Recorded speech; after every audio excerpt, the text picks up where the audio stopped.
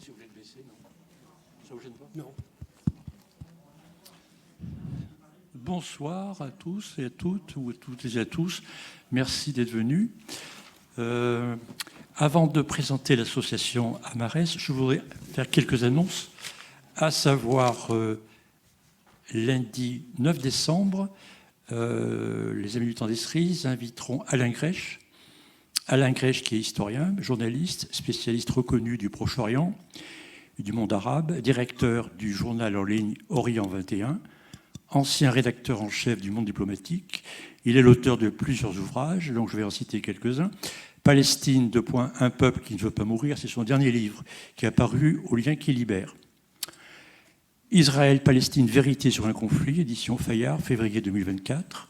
Un chant d'amour, Israël, Palestine, une histoire française, édition Libertaria, 2023. De quoi la Palestine est-elle le nom? Actes Sud, 2012. Donc la thématique, évidemment, c'est la Palestine, un peuple qui ne veut pas mourir. C'est le titre de son livre, de son dernier livre. Ce qui se joue dans la guerre contre Gaza dépasse largement le cadre étroit de ce petit territoire qui connaît une des guerres les plus destructrices de l'époque contemporaine. Une guerre dont la Cour internationale de justice a souligné le risque génocidaire. Si elle condense d'abord le calvaire centenaire du peuple palestinien, son enjeu déborde des frontières avec le risque d'un embrasement régional et surtout d'un approfondissement de la fracture entre le reste du monde et l'Occident. Celui-ci, mobilisé aux côtés d'Israël, adopte une vision manichéenne de l'histoire comme d'un affrontement sans cesse recommencé entre barbares et civilisés. Dans cette guerre, le droit international dont se réclame l'Europe n'est plus qu'un faux-semblant.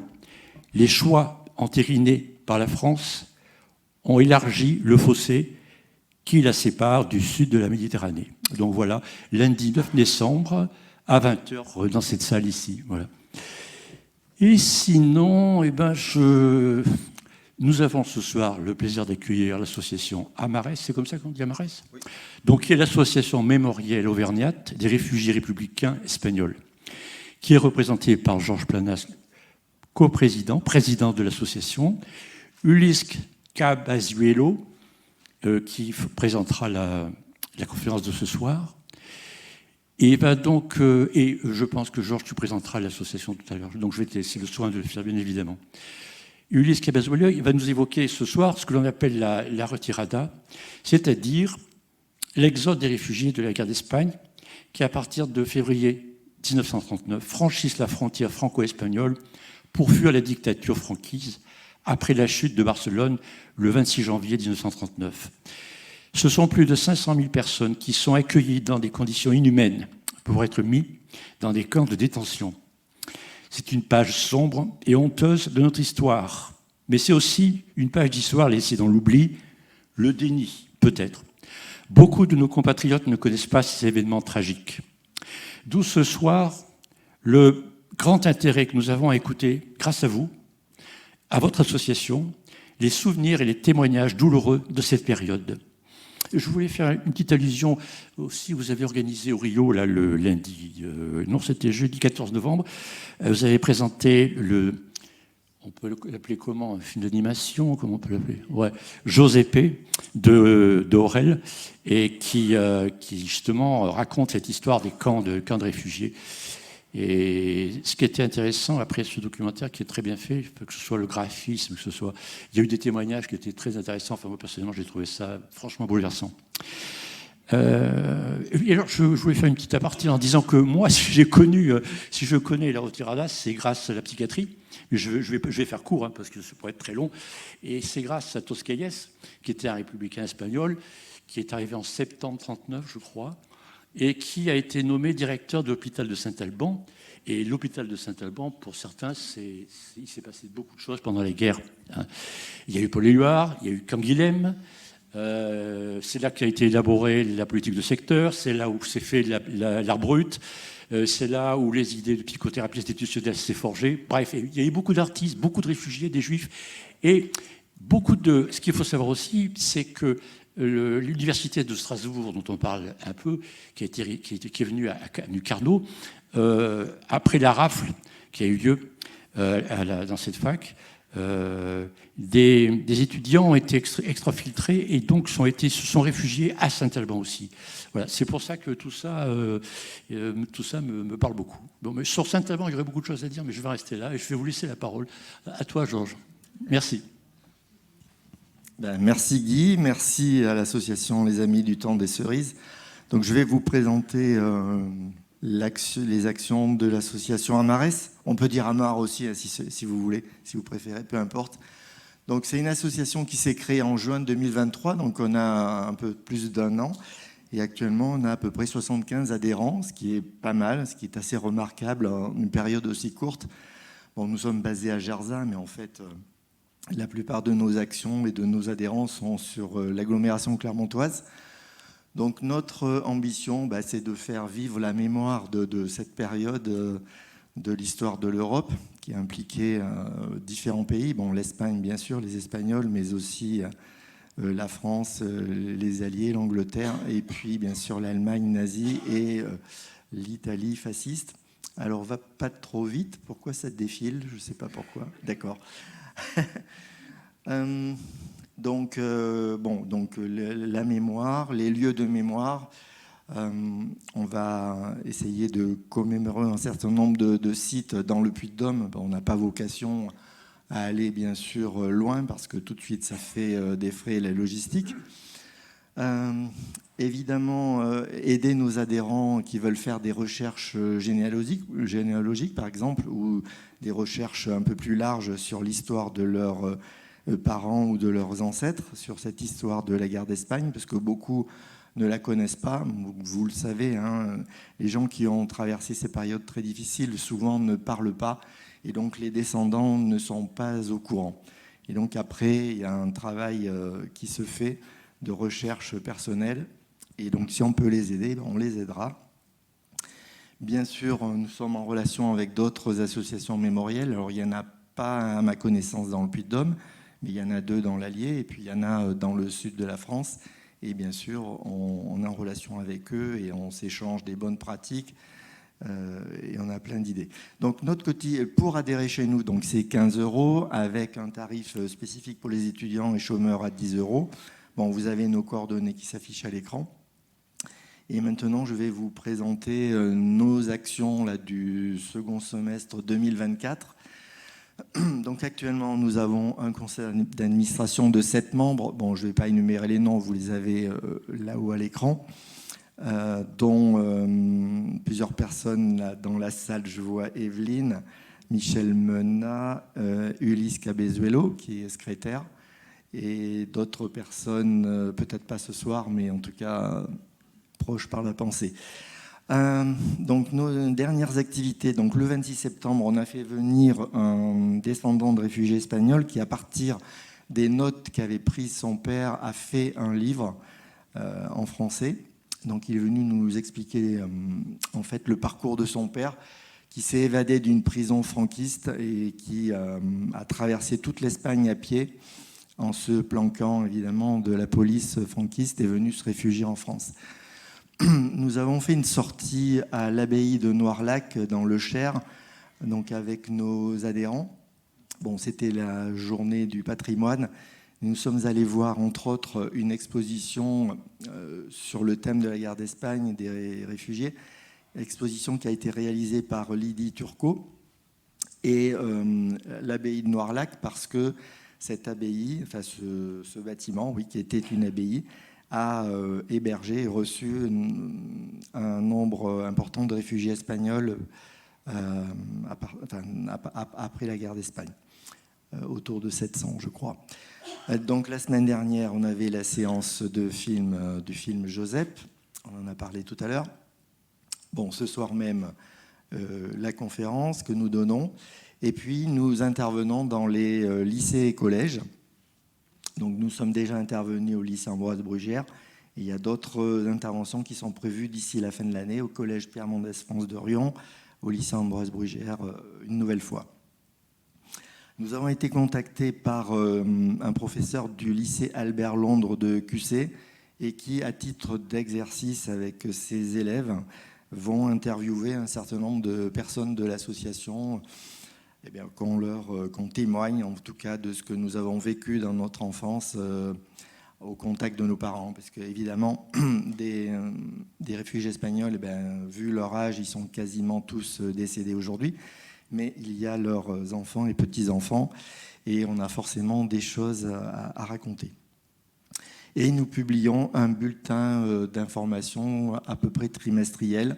Il y en a à disposition dans le hall, vous pouvez vous servir, c'est gratuit. Et je ne sais plus s'il y a une autre page. Ah oui, alors là je fais un peu de promo. Alors ce n'est pas des événements organisés par Amarès, mais je me permets de vous le dire. Donc le 27 novembre, c'est mardi prochain, le spectacle Sous le sable d'Isabelle Fesquet. Alors ça se déroule, c'est organisé par l'Université Clermont-Auvergne et ça se déroule rue Le Dru, Maison des Sciences de l'Homme. Et donc pendant toute la semaine, il y a un colloque à l'Université Clermont-Auvergne qui s'appelle Migration, avec différents thèmes, différentes interventions. Donc là, je ne vais pas détailler ça, évidemment. Et dans le cadre de ce colloque, vous avez une exposition qui a été faite par une association d'étudiants qui s'appelle le Comité des jeunes engagés pour la mémoire. Et il relate en fait les actions je vais réussir à le dire, Adelita et Julian, son mari, qui étaient réfugiés espagnols, passionnés de théâtre et qui ont joué des pièces de théâtre dans la région des Combrailles, Manza, etc. Et c'était l'occasion à l'époque de bien sûr de réunir les réfugiés espagnols. Eux-mêmes, bien sûr, pouvaient à ce moment-là discuter entre eux, rentrer en contact. Et puis c'était aussi un prétexte pour échanger des informations, des tracts, etc. et continuer la lutte contre le fascisme. Alors, quelques jours plus tard, début décembre, dans le cadre du festival documentaire Traces de vie, sera présenté un film, La Marseillaise des Ivrognes. Donc c'est le 5 décembre, ici même à 14h. Donc en fait, c'est en 1961, c'est une équipe d'Italiens, je crois, qui a parcouru l'Espagne et qui a fait clandestinement des enregistrements de chants de résistance. Et ça a fait l'objet d'un film qui a été monté et sorti en 2022. Donc un film que je vous recommande également. Voilà, je remercie encore les Amis du Temps des Cerises, la mairie de Clermont-Ferrand qui prête cette salle. Et je vais passer la parole à Ulysse.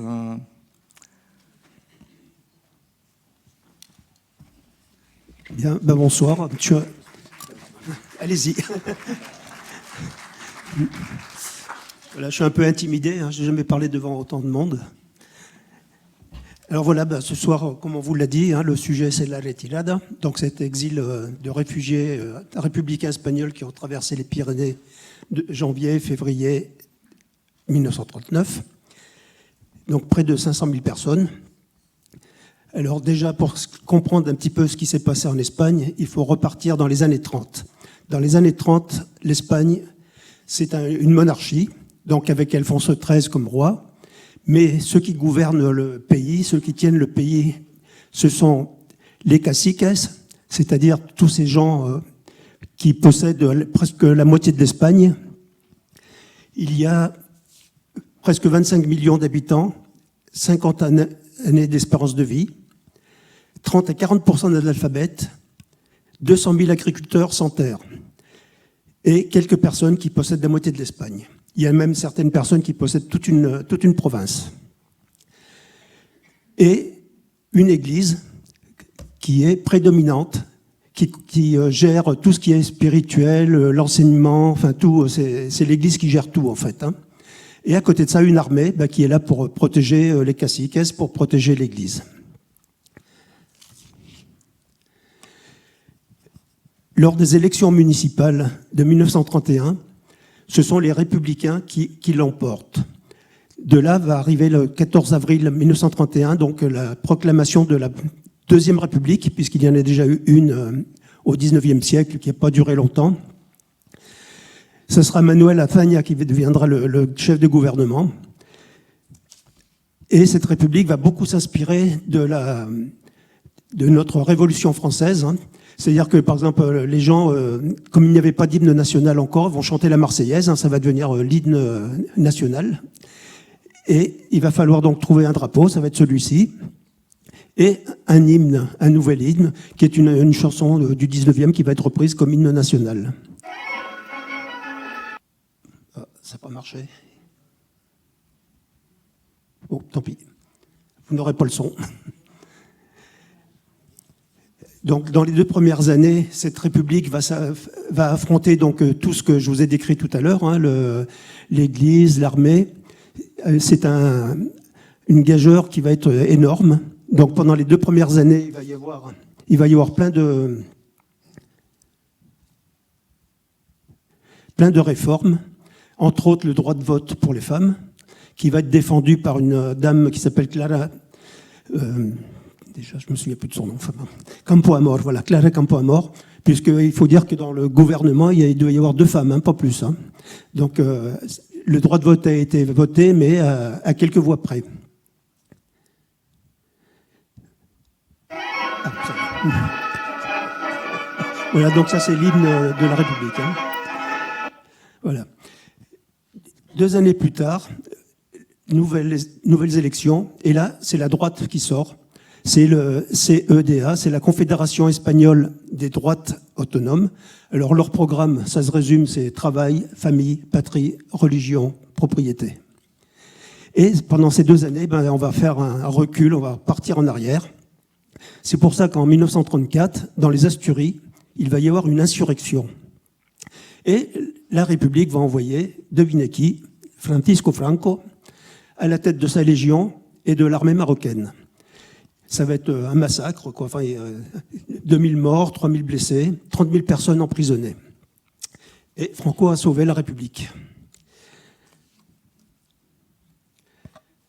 Nouvelles élections en 1936. Là, c'est le Front populaire qui va l'emporter. Pourquoi ? Parce qu'il y avait tellement de gens qui étaient emprisonnés, tout ça, que même les anarchistes ont appelé au vote et ont appelé à voter Front populaire. Devant ce Front populaire, eh bien, toujours le même, Francisco Franco et plusieurs généraux vont tenter un coup d'État. Franco va partir donc du Maroc et arriver en Espagne du côté de Séville, avec toujours la Légion et les troupes marocaines. Le coup d'État qui était annoncé n'a pas réussi, puisque, à part justement à Séville, mais à Barcelone, Madrid, dans toutes les grandes villes, ça va être un échec. Parce que le peuple va prendre les armes et s'opposer à ce coup d'État. Et donc, ça va être le début d'une guerre de plus de 3 ans. Donc là, vous avez une caricature ici, là, où on voit tous les gens, l'église, les caciques, la légion, les militaires. Alors, on parle beaucoup de Guernica. En effet, Guernica a été un grand massacre, mais c'est symbolique, puisque c'est grâce au tableau de Picasso que c'est devenu un symbole. Mais des massacres, il y en a eu d'autres bien avant. Par exemple, sur la route de Malaga. Quand Malaga a été prise par les fascistes, on peut les appeler comme ça, la population de Malaga est partie sur la route en direction d'Almeria. Et qu'est-ce qui s'est passé ? Les avions ont bombardé cette foule. De la mer, des bateaux, pareil, ils ont été bombardés. Et ça a fait des milliers de morts sur cette route. On a appelé ça la desbandada.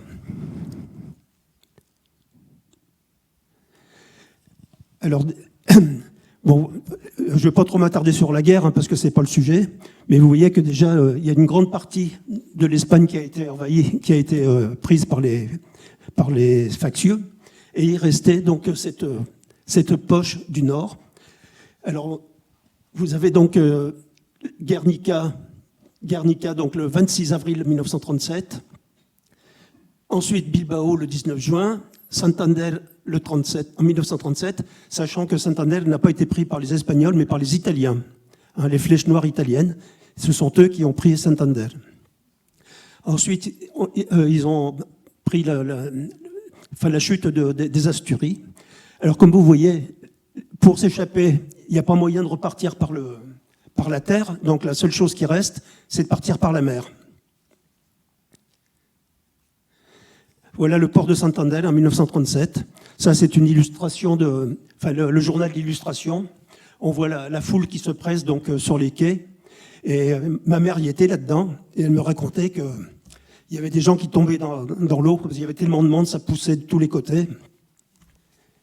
Et vous voyez, donc c'était des bateaux, c'était des petits bateaux de pêche qui étaient pleins, prêts à sombrer tellement il y avait de monde dedans. Des bateaux qui n'étaient pas faits pour naviguer en pleine mer, qui étaient faits uniquement pour la pêche côtière. Et ces bateaux, on va les retrouver surtout à Bordeaux, La Rochelle, mais même jusqu'en Bretagne.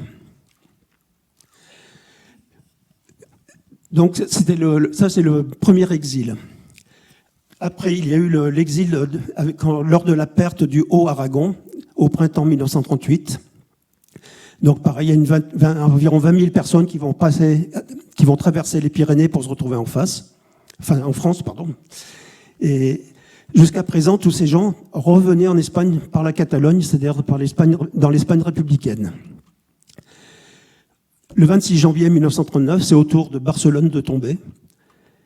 Alors, il faut dire que pendant des mois et des mois et des mois, les Italiens ont bombardé Barcelone avec des bombes qui faisaient plus de 500 kilos.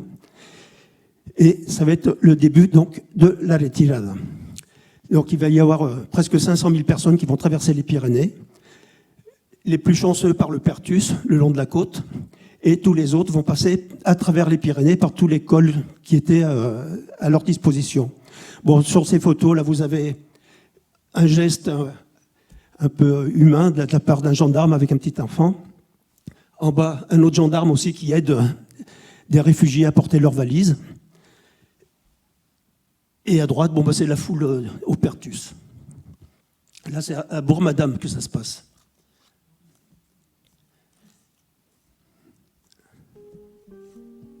Voilà, donc comme je vous disais, les gens ont essayé de passer par tous les cols qui étaient au plus près d'où ils étaient.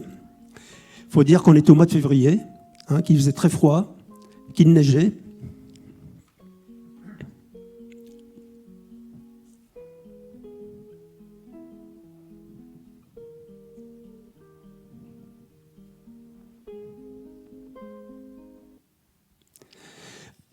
Une photo qui est très symbolique aussi, c'est celle-ci. Vous avez toute une famille. Alors cette famille, leur village a été bombardé, la mère est décédée et les deux enfants ont perdu une jambe, donc sont unijambistes. Alors vous pouvez voir en premier lieu, ça c'est le père, et qu'est-ce qu'il a sur le dos? Il a le drapeau républicain et une couverture. Derrière le petit Amadeo, c'est Thomas Coll, un habitant de Prat-des-Moyaux, qui le tient par la main. Alors ce Thomas Coll, il a perdu sa jambe lui aussi pendant la guerre 14. Donc on voit encore un geste très humain de la part de cette personne.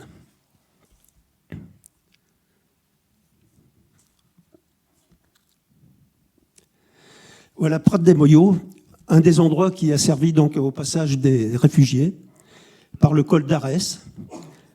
Alors ça, vous avez là-haut l'école de Prat-des-Moyaux qui a servi donc pour héberger les premiers arrivants. Les voilà qui descendent. Donc, et là, une fois arrivés le lendemain, ils vont être mis dans des bus, dans des camions et envoyés au Boulou. Alors pourquoi le Boulou? Parce que c'est un nœud ferroviaire. Donc vous voyez, les gens entre Andorre et la Méditerranée ont utilisé tous les passages qui étaient possibles dans les Pyrénées. Donc une fois au Boulou, on va séparer les hommes des femmes. Les femmes et les enfants et les vieillards vont partir en train et ils vont être un peu dispersés un peu dans toute la France. Donc Clermont-Ferrand.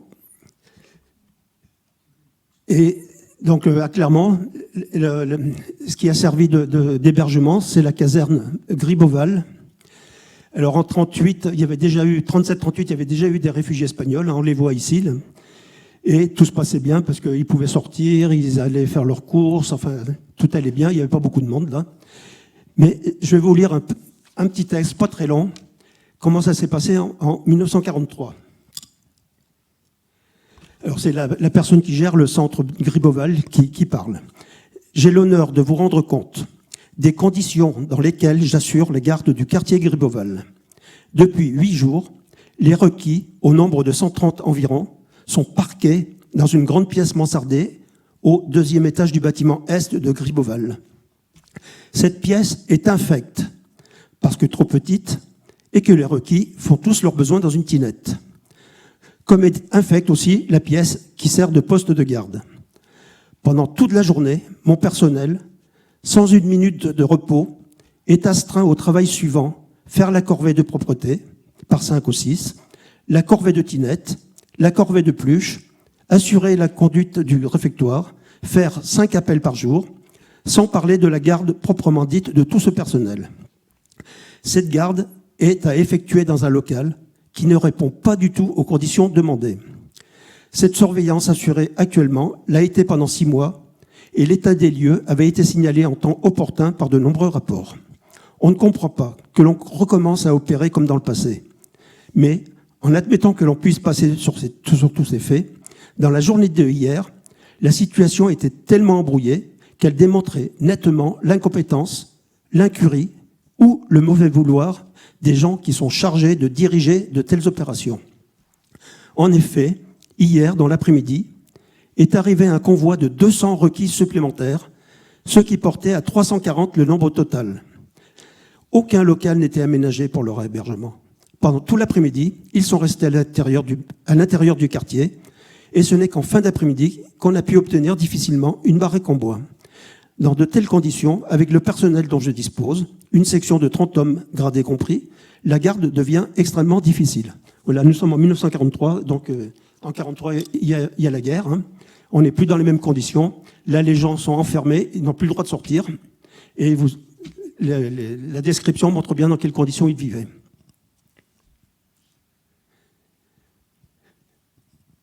Alors, bien sûr, donc, ils vont être hébergés un peu partout en France, hein, mais par exemple, du côté de ma mère, ils vont être hébergés à Cône d'Allier, dans l'Allier.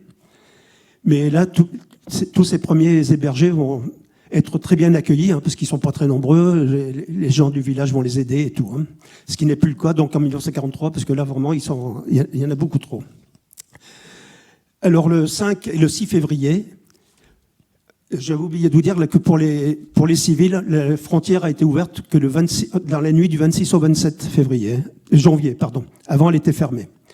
Pour les militaires, il va falloir attendre donc le 5 et le 6 février pour que le reste de l'armée républicaine espagnole soit autorisé à entrer sur le territoire français. Donc, pareil, hein, la même chose, hein, ils vont passer au plus près, c'est-à-dire par le Perthus, par le col d'Arès. Et en arrivant en France, à la frontière, ils vont être obligés de laisser toutes leurs armes. Là, vous avez le cas de Prat des Moyaux, toujours par le col d'Arès, et vous voyez donc sur cette photo que l'armée républicaine est encore. C'est pas c'est pas une troupe comme ça qui est lâchée. Vous voyez, ils sont tous bien alignés au pas et tout. Hein. Et donc, Prat des Moyaux, il va y avoir plus de 20 000 personnes qui vont être reçues. Donc, pour loger, ça, c'est pas facile. Donc, il va y avoir des camps, vous voyez. Ça, c'est le camp de Sendreu à Prat des Moyaux, où 20 000 républicains espagnols, de l'armée, vont être hébergés. Ils sont dehors, hein, et on est au mois de février. Et notre gouvernement... j'ai oublié aussi de vous dire que les républicains espagnols, quand ils sont arrivés en France, ils sont arrivés au pays des droits de l'homme, hein, avec le droit d'asile et tout ça, et ce qu'ils ont rencontré, ça n'avait rien à voir. Et le 25 février 1939, le cabinet d'Aladier signe à Burgos les accords Bérard-Jordana, c'est-à-dire qu'on reconnaît le gouvernement de Franco, alors que la guerre d'Espagne n'était pas terminée encore, hein, puisque la Madrid ne tombe que le 1er avril. Le 29 mars, et ce n'est que le 1er avril que Franco déclare la guerre terminée. C'est-à-dire que Daladier n'a pas attendu la fin de la guerre pour signer les accords avec Franco.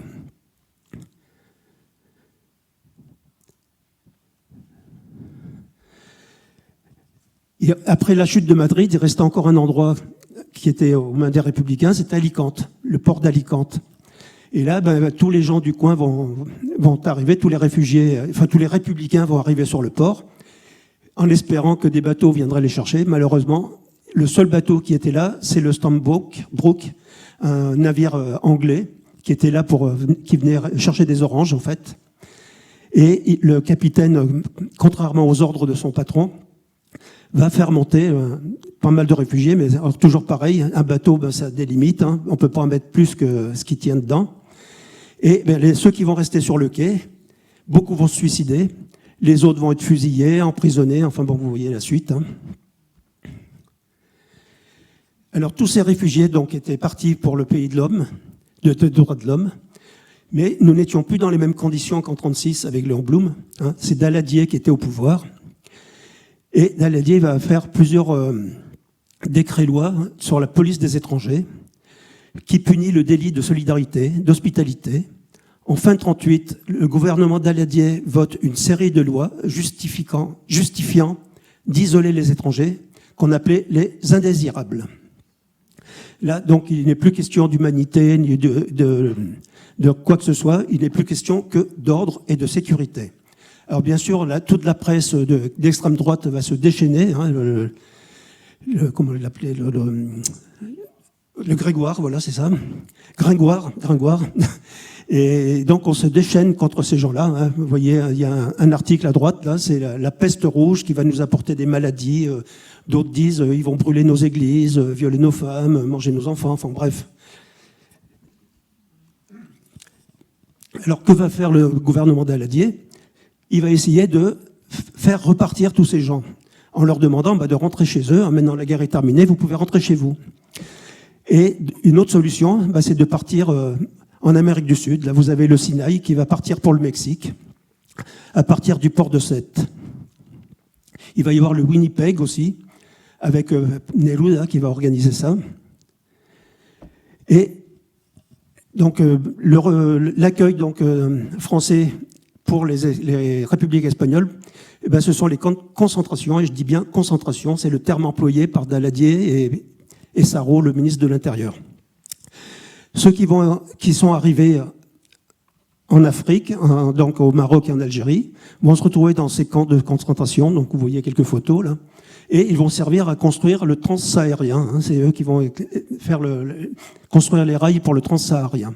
Donc vous devinez dans quelles conditions, avec le temps qu'il faisait à l'époque, la chaleur dans ces pays. Et quand Pétain va prendre le pouvoir, ce sera donc des camps pétinistes, donc qui n'aiment pas beaucoup tout ce qui est rouge en fait. Hein. Le premier camp qui va être construit, c'est le camp d'Argelès, on estime à peu près à 110 000 personnes le nombre de réfugiés qui vont passer par Argelès. Ils vont commencer à le construire fin janvier, donc 1939. C'est-à-dire que le maire d'Argelès, M. Trescaz, va voir arriver un jour les réfugiés, les gendarmes et tout ça, alors qu'il n'était pas au courant, quoi. Donc on va installer tous ces gens sur la plage. Quand ils sont arrivés, il n'y avait rien, il n'y avait pas de barbelés, il n'y avait rien. Il va falloir construire ces barbelés. On commence déjà par les barbelés, bien sûr. Et ensuite, on construit les cabanes tout doucement. Mais en attendant, les gens, ils s'enterrent dans le sable pour avoir chaud. Ils se serrent les uns contre les autres. Alors, il n'y a pas de toilette, il n'y a pas d'eau courante, il n'y a rien du tout. Donc, il va y avoir de nombreux cas de diphtérie et autres maladies.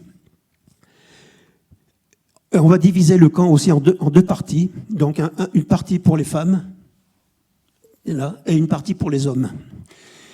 Et tous ces camps vont être gardés par les tireurs sénégalais et par les spahis.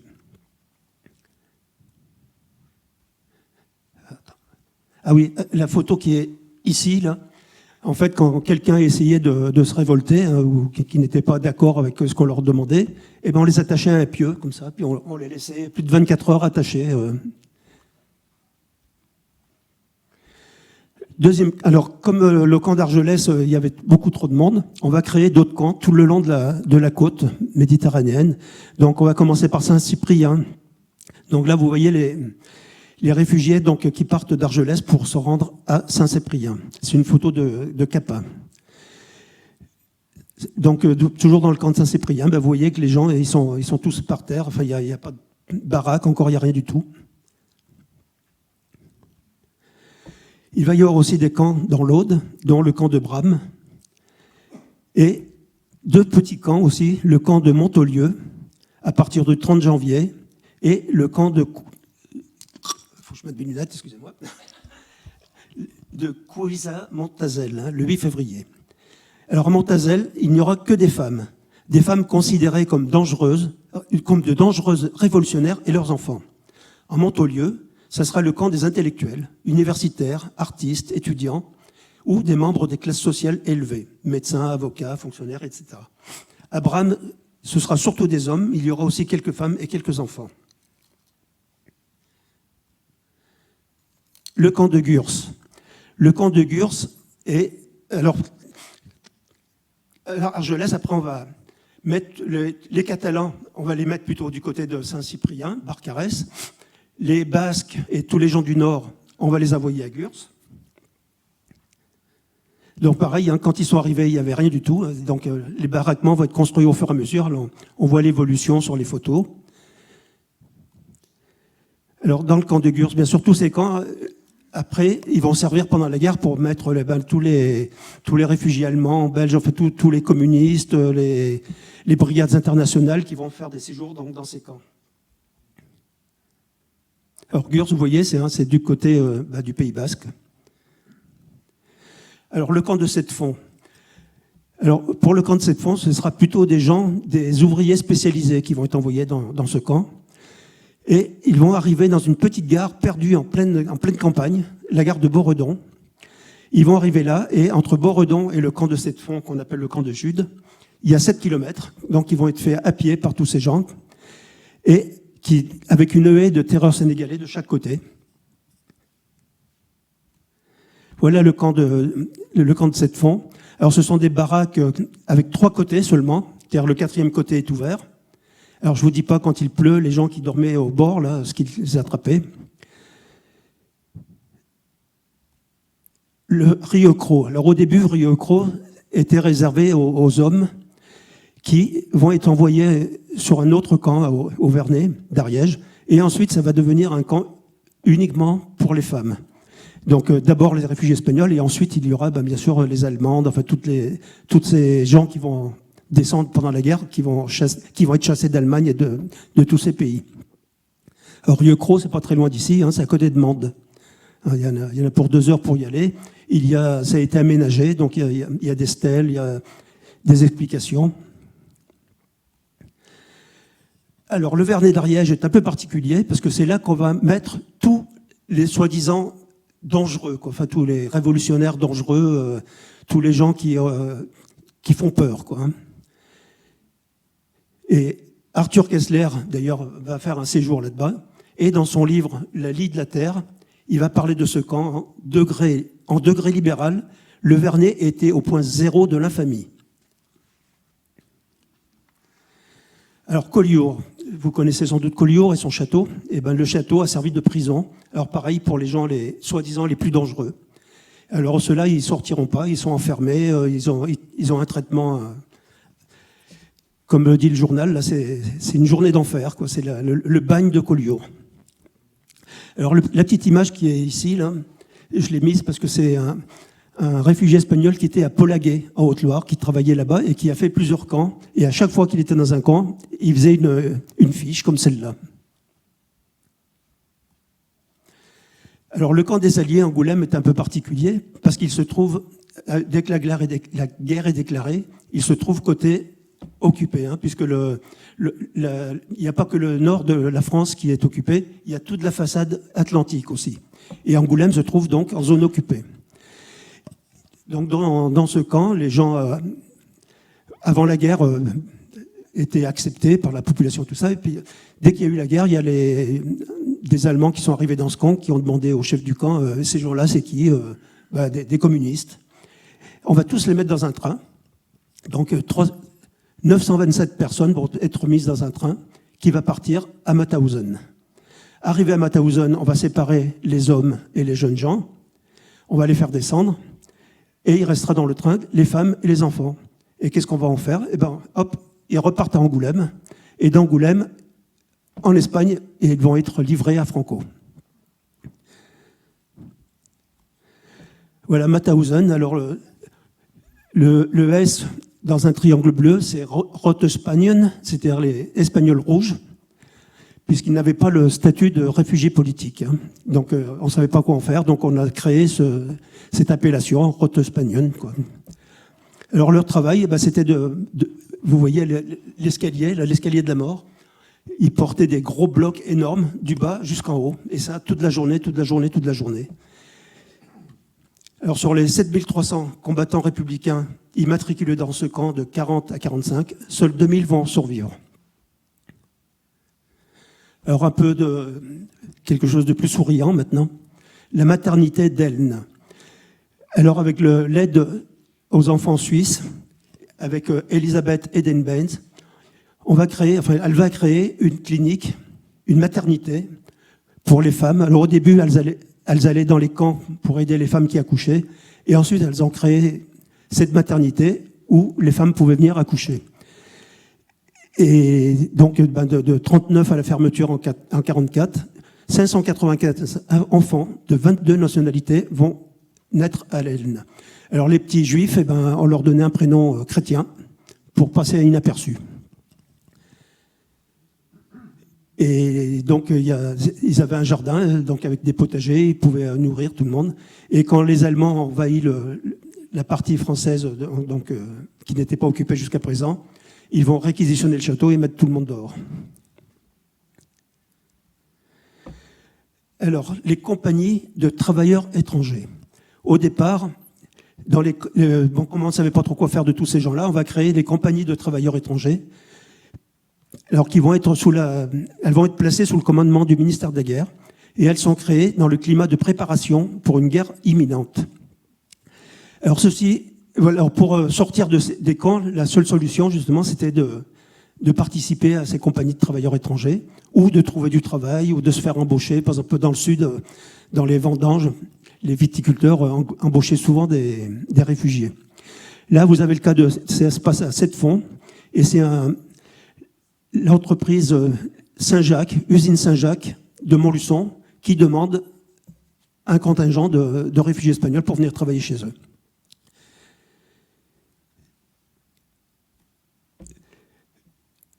Dans le Cantal, alors ensuite, ces compagnies de travailleurs étrangers avec Pétain vont être transformées en groupements de travailleurs étrangers. Et là, ça va être autre chose. Ça sera pas, on va les mettre ça sera pas des camps, mais des lieux où ils seront quand même plus ou moins enfermés. Hein. C'est-à-dire que on parle quand quelqu'un sort du camp, c'est comment on appelle ça, un déserteur. Merci. Il y a des gens qui suivent. Et enfin voilà, donc on va trouver de ces GTE un peu partout, même dans le Puy-de-Dôme, hein, dans le Cantal aussi, au barrage de l'Aigle. Alors au barrage de l'Aigle, les patrons vont carrément aller à Argelès et vont revenir avec un contingent donc pour travailler au barrage de l'Aigle dans le cadre de ce GTE. Alors ces GTE, ils vont être à l'origine. Voilà, donc là c'est un autre GTE, là c'est du côté de Mozac. L'écho du 142, ça c'est à Valence-en-Sully. Donc il tenait un petit journal à Valence-en-Sully. Alors Valence-en-Sully, c'était surtout pour travailler dans la forêt. Alors il y avait beaucoup de charbon de bois. On faisait beaucoup de charbon de bois parce que les voitures à l'époque, comme il n'y avait plus d'essence pendant la guerre, il fallait les nourrir alors je ne pourrais pas vous expliquer la technique, mais gazogène, voilà. Donc il fallait du charbon de bois pour produire le gazogène. Alors les Allemands vont demander à la France de leur envoyer des travailleurs pour aller travailler tout le long de l'Atlantique, pour construire le mur de l'Atlantique. Alors au début, on payait, c'était des gens qui étaient volontaires et tout, puis comme personne ne voulait y aller, on a demandé aux Français, écoutez, vous réquisitionnez, hein, dans le cadre du STO, vous envoyez des gens. Et comme les Français ne voulaient pas trop non plus envoyer leurs jeunes, qu'est-ce qu'on va faire? On va envoyer les réfugiés espagnols. Mon père, par exemple, s'est fait arrêter par la gendarmerie française envoyés au 92 dans la prison militaire allemande et ensuite envoyés à l'Orient pour travailler sur le mur de l'Atlantique. Donc il y aura environ 30 000 républicains espagnols qui vont aller travailler là-bas. Voilà, donc là, ces GTE, ils vont servir en fait de base pour la résistance. Par exemple, au barrage de l'Aigle, tous les réfugiés espagnols vont entrer dans la résistance. Alors, le barrage de l'Aigle, c'est un peu particulier, c'était tous des gens de la CNT, enfin des anarchistes, qui vont travailler au barrage de l'Aigle et qui vont créer un camp de résistance. Enfin, voilà, donc dans le Cantal, tous les GTE, et dans tous les GTE, les gens des GTE vont rentrer dans la résistance. Or, soit uniquement des Espagnols, soit ils vont intégrer donc d'autres groupes résistants français.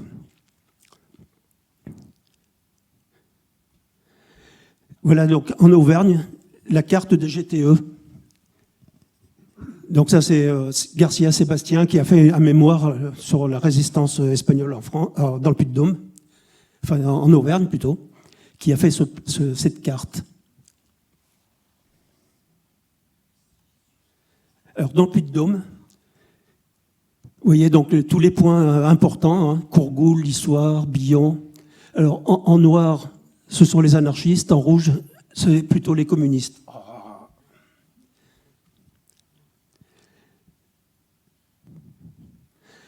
Alors ceux qui étaient en Afrique du Nord, on va les obliger à entrer dans la Légion étrangère, et quand Leclerc va arriver avec sa division blindée, ils vont tous déserter pour entrer donc dans la division blindée de Leclerc. Et Leclerc va créer une compagnie... Pardon, excuse-moi. Va créer une compagnie spéciale pour les Espagnols qu'on va appeler la Nueve. C'est la 9e brigade donc, des divisions Leclerc, qu'on va appeler la Nueve parce qu'elle est composée à 95% d'Espagnols. Et quand la division Leclerc va arriver au nord de Paris, De Gaulle va demander à Eisenhower d'aller délivrer Paris. Mais les Américains, ça ne les intéresse pas. Ce qu'ils voulaient, c'était aller directement à Berlin. Alors De Gaulle va négocier et il va quand même réussir à ce qu'il y ait au moins une petite partie de cette division qui aille sur Paris, et ça va être la Nueve, commandée par le commandant Drone. Dans le camion, sur sa Jeep, il y avait écrit Morocco. On voit déjà la mentalité de la personne. Et ce sont donc les premiers à arriver dans Paris, qui vont entrer dans Paris, qui vont arriver à l'hôtel de ville, les premiers qui vont négocier avec le comité de la résistance. Et pour cette raison, ils vont être autorisés à défiler avec De Gaulle sur les Champs-Élysées lors de la libération de Paris. Alors pour l'anecdote, il y en a d'autres qui n'auront pas cette chance, parce que, par exemple, il n'était pas question qu'il y ait un noir, par exemple, qui apparaisse sur les photos. Et on a des témoignages où les noirs étaient carrément évacués hors du défilé pour qu'il n'y ait pas de noirs sur la photo, à la demande des Américains, ça. Bon, après, cette Nueve va repartir, direction Berlin. Bon, bien sûr, tout le monde a entendu parler de la fiche rouge, avec les FTP Moy. Et dans cette affiche rouge, il y a un Espagnol, un réfugié espagnol, hein, Alfonso, un communiste espagnol. Et voilà, la veille, il a écrit à sa famille en disant « Aujourd'hui, à 3 heures, je serai fusillé. Je ne suis qu'un soldat qui meurt pour la France. » Alors pendant ce temps, qu'est-ce qui se passait en Espagne? Parce qu'on parle des camps de concentration en France, mais en Espagne, ça va être un massacre, c'est-à-dire qu'il va falloir éliminer tous les rouges qui existent encore, quoi. Alors, pour les éliminer, on les envoie dans des camps de concentration, on les fusille, on les envoie dans des grands travaux, hein. Par exemple les barrages construits par les réfugiés, enfin non pas des réfugiés, mais des républicains espagnols. Le symbole du franquisme, c'est-à-dire la Cruz de los Caídos, c'est-à-dire une croix immense, va être construite aussi par des républicains espagnols. On va créer des camps de concentration et tous ces gens, on ne leur donnera pas de sépulture. Hein. On va faire des grandes fosses communes où on jettera leurs corps dedans. Ça, c'est la carte des fosses communes en Espagne. Le seul pays qui a réussi à faire mieux que l'Espagne, le Cambodge, avec les Khmers rouges. Donc depuis quelque temps, là maintenant, avec les nouveaux gouvernements, on commence à fouiller ces fosses pour essayer de retrouver les disparus. Ça, c'est la carte des camps de concentration franquistes. Alors pareil, hein, on a eu le témoignage récemment de Louis Garrido, où son père avait été dans un camp de concentration, où ils étaient tous enfermés, et puis tous les jours, il y avait des gens qui partaient pour être fusillés. Il y avait une grande croix en plein milieu de la cour. On les obligeait à chanter « Cara al sol », qui est l'hymne de la phalange. Et on les obligeait à lever le bras, le salut fasciste, on les obligeait à aller à la messe, enfin bref. Et quand les gens sortaient du camp, c'était pas bon signe, c'était parce qu'ils allaient être fusillés. Alors en 1946, l'ONU n'avait pas reconnu Franco, mais dès le 4 novembre 1950, l'Assemblée générale de l'ONU annule par une large majorité la résolution de condamnation du régime franquiste de décembre 1946. Le 27 août 1953, le Concordat est signé au Vatican entre le Saint-Siège et l'État espagnol. Le 23 septembre 1953, les accords de Madrid entre les États-Unis et l'État espagnol permettent donc aux Américains de venir installer des bases en Espagne. C'est-à-dire que tout le monde accepte le régime de Franco, finalement. Voilà une photo, on voit le président Eisenhower avec Franco dans une base américaine à Torrejón en 1959. Alors pour les réfugiés espagnols, c'est la fin des illusions. Comme maintenant, ils savent très bien qu'ils ne retourneront plus en Espagne, c'est terminé. Voilà, tous les espoirs de retour sont terminés. Les réfugiés vont intégrer la société française. D'indésirables, ils vont devenir invisibles. Voilà. Alors, j'ai essayé d'être assez rapide, maintenant on peut discuter de tout ça plus précisément. Alors, tout ce dont je vous ai parlé, là maintenant, plus ça va, plus il y a des lieux de mémoire. Par exemple, le col d'Arès dont je parlais tout à l'heure, il y a ce qu'on appelle le Camí de la Retirada en catalan. C'est-à-dire que le sentier qui a été pris par les réfugiés espagnols est balisé maintenant. On peut le faire. Moi, je l'ai fait, mais c'était au mois de juillet, pas au mois de février. Et il y a au camp d'Argelès, il y a un petit musée aussi. Comment ça s'appelle à Rivesaltes, voilà, c'est ça. Merci de m'aider. À Rivesaltes, il y a un centre d'interprétation qui est très, très, très bien fait. Au camp de Gurs, il y a plus de camp. Cette fois, il n'y a plus de camp, mais il y a des stèles, enfin, il y a des explications. À Rieucros aussi, enfin, un peu partout, maintenant, on commence à retrouver ces lieux et à les faire connaître. Voilà, donc on peut encore reparler de détails, je ne me suis pas trop attardé dessus. Donc pour information, du 20 novembre 2024 au 21 mars 2025, à Argelès, il va y avoir une grande exposition sur la plage, à l'emplacement du camp, de photos de cette période. Voilà. Merci beaucoup. Je vous laisse la parole. Voilà, s'il y a des interventions, j'ai sûrement oublié beaucoup de choses. micro mobile, si vous voulez soit témoigner, poser des questions. À ma droite, oui. Merci pour l'exposé. Vous m'entendez là? Oui, ça marche. Je suis là. Voilà. Avant 1939, il y avait déjà des Espagnols en France. Donc il y a quelque chose que j'essaye de comprendre par rapport à des amis dans mes connaissances. Ils m'ont dit qu'ils ont quitté la France à la fin de la guerre en Espagne. Ils se sont allés jeter dans la gueule du loup parce qu'ils avaient peur de l'invasion en France.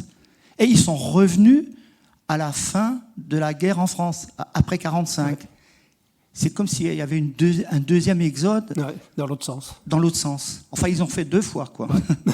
Donc, je ne sais pas s'il y a des témoignages. Il faut espérer pour eux qu'ils n'étaient pas impliqués dans la politique républicaine, parce qu'en général, quand les gens retournaient là-bas, c'était pas bon signe. Hein. En tout cas, l'église là-bas, notamment les religieuses, c'était pas terrible, parce qu'il y avait une maltraitance vis-à-vis des enfants, dans les années 40. Voilà, on enlevait les enfants au rouge pour les donner dans des familles bourgeoises, pour les élever en dehors de la mentalité rouge, quoi. Il fallait absolument éradiquer tout ce qui était rouge, quoi, en fait.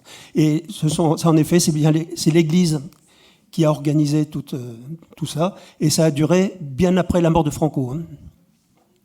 Ce qui a été reproduit par la suite au Chili et en Argentine, oui. Et d'ailleurs, à ce sujet, il y a un juge qui a demandé à ce que les gens soient condamnés pour ces histoires d'enlèvement d'enfants. Et comme en Espagne, le gouvernement a accordé le pardon à tout le monde, donc on n'avait plus le droit de critiquer qui que ce soit. C'est une juge argentine, qui est venue en Espagne pour s'occuper de ce dossier. Alors, d'autres interventions, il me semble que j'ai vu ce bras se lever en premier. Bon, je dois dire en passant, je ne suis pas historien, moi, alors j'aurai peut-être pas réponse à tout. Hein. On verra. On sait que le Vatican, sans faire son mea culpa, a reconnu son manque d'inaction en Europe durant la guerre, face à l'extermination des Juifs. Mais est-ce qu'il y a eu des accusations qui ont été portées contre le Vatican? Est-ce que le Vatican a reconnu une part, sinon de culpabilité, d'au moins d'inaction face à ce qui s'est passé en Espagne? Alors, je n'ai pas connaissance de ça, non. La réaction, ça a été de béatifier. Ah oui. La seule réaction que je connaisse, mais je ne crois pas qu'il y en ait eu d'autres, hein, ça a été de béatifier un nombre important, je crois que c'est 130 ou 170 prêtres, curés, etc., qui ont été tués pendant les premiers mois de la guerre civile. Voilà, par ailleurs, il n'y a aucun changement. Il suffit d'aller sur le site des diocèses en Espagne. Alors, on peut avoir besoin d'y aller parce qu'une grosse partie des documents d'état civil ont été perdus pendant la guerre. Par contre, pas tous, mais une partie des registres de baptême ont été conservés. Et donc, quand on fait cette démarche-là, on tombe immédiatement sur la liste des curés et autres du diocèse qui ont été tués. Et vous avez tout un discours qui n'a fondamentalement pas changé. En tout cas, bon, moi, je n'ai pas relu le discours exact de l'époque, qui devait être bien entendu pire. Mais donc, il n'y a pas eu de repentance de l'Église. Il y en a d'autant moins qu'il y a aujourd'hui un phénomène important qui est qualifié de révisionnisme par les historiens, et ce n'est pas un hasard, qui consiste à remettre la responsabilité du coup d'État sur le dos du gouvernement républicain.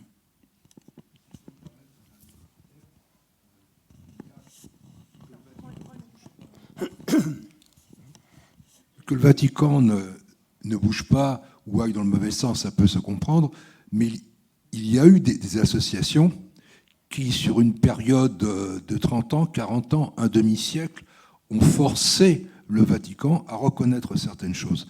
Et il y a des associations comme les vôtres. Je suis sûr qu'elles ne sont pas restées inactives. Est-ce qu'il y a des comptes qui ont été demandés? Je pense par exemple à une historienne française dont le nom est Ruiz, qui a écrit sur la culpabilité du Vatican durant cette période, en tout cas pour les massacres qui ont eu lieu en Europe centrale.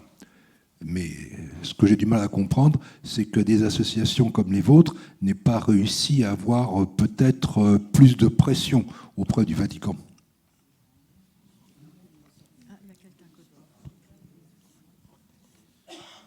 Oui, bonsoir. Je voudrais revenir sur la dernière diapo que vous avez donnée tout à l'heure. Vous avez dit comme ça que les réfugiés espagnols n'étaient pas revenus en Espagne. Alors, j'ai un contre-exemple. Mon père a fait la guerre d'Espagne, il a fait 3 ans de guerre d'Espagne. Il était à la CNT, donc syndicat anarchiste. Et à la fin de la guerre d'Espagne, fin mars, il a eu 2 petits jours de liberté. Il est rentré dans son village et au bout de 2 jours, il a été arrêté par la police franquiste. Il a été arrêté, emprisonné, condamné à mort, gracié au bout de 7 mois et condamné aux travaux forcés. Et il s'est retrouvé du côté de Badajoz, à caser des cailloux, à faire des routes, des barrages et tout ça. Et en septembre 1944, il s'est évadé avec 2 autres collègues. Ils ont traversé toute l'Espagne. Ils ont mis 3 semaines pour traverser toute l'Espagne. C'était en 1944. Ils ont atterri en France Et arrivés en France, ils se sont fait choper par la police française. Ils se sont retrouvés dans un camp de concentration du côté d'Argelès ou de Rivesaltes. Et donc, comme il s'était déjà échappé d'un camp de Franco, il s'est barré, quoi. Il s'est barré du camp de concentration de Pétain. Il est reparti en Andorre et en 1945, il est revenu en France. Il est resté un paquet d'années avec l'espoir de retourner en Espagne. Et en 1967, il y a Carrero Blanco, celui qui s'est envoyé en l'air là, avec sa voiture en 1974, Carrero Blanco qui avait signé un décret comme quoi tous les Espagnols qui vivaient à l'étranger pouvaient rentrer en France, en Espagne, et que rien ne leur serait fait. Parce que le gouvernement espagnol avait de grosses dettes, avait besoin d'argent, et les réfugiés espagnols, ils avaient quand même un petit peu plus d'argent que l'Espagnol moyen. Et donc mon père a fait toutes les démarches, avec ma mère. Donc ils ont fait toutes les démarches pour pouvoir retourner en Espagne. Et en 1967, mes parents ont eu visa, passeport. J'ai même une lettre à la maison de Franco, signée donc de Franco, qui dit que mon père et ma mère peuvent retourner en Espagne, que rien ne leur serait fait. Alors ça a été une belle foutaise. Ça a été une très belle foutaise. Je me souviens, j'ai encore les images dans la tête, j'avais 9 ans à l'époque. On a pris le train en 67, en décembre 67 pour aller en Espagne. On est passé par Canfranc, le train. Arrivé à Canfranc, on a passé la police française, la douane espagnole et la police espagnole. Et à partir du moment où on a passé la police espagnole, le flic a contrôlé le passeport. Il a fait signe, il y avait 2 personnes derrière lui, avec des gros cirés, un petit peu comme les jeunes à Gestapo. Ils ont arrêté mon père, ils l'ont emmené en prison. C'était en 67, ça faisait plus de 20 ans que la guerre était terminée. Hein, il n'empêche qu'il est retourné en prison. On a eu de la chance parce que beau-frère à mon père, donc un de mes oncles, a fait la guerre d'Espagne, mais lui du bon côté, il était franquiste. Et donc, il s'est engagé, quand on est arrivé chez ma tante là-bas en Espagne, il s'est engagé à aller chercher mon père.